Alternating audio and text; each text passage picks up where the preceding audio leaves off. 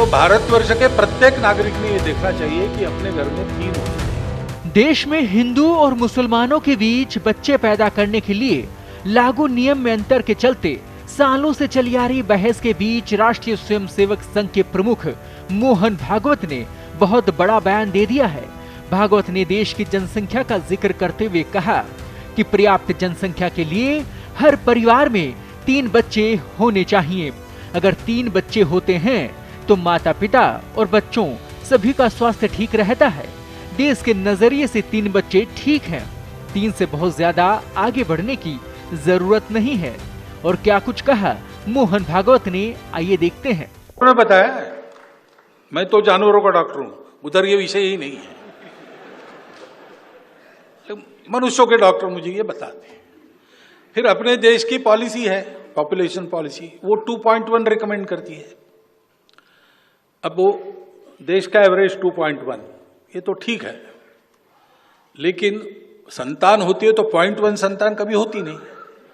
गणित में 2.1 का 2 होता है, लेकिन मनुष्य के जन्म में 2 के बाद 0.1 होता नहीं ना, 3 ही होता है, इसलिए 2.1 मीन्स 3।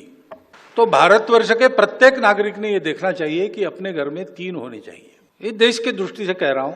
दूसरा, एक कंसर्न भी है, जनसंख्या एक एसेट है, बोझ भी हो सकता है, कल खिलाना पड़ेगा ना सबको, तो उसी के लिए पॉपुलेशन पॉलिसी रिकमेंड करती है। तो दोनों तरफ से जनसंख्या नियंत्रित रहे और जनसंख्या पर्याप्त रहे, तो 3 होने चाहिए। 3 से बहुत ज्यादा आगे बढ़ना नहीं चाहिए, उनकी परवरिश वगैरह ठीक होने की दृष्टि से। ये सब लोगों ने स्वीकार करने वाली बात है। जन्मदर कम होने की बात है तो वो सबका कम हो रहा है।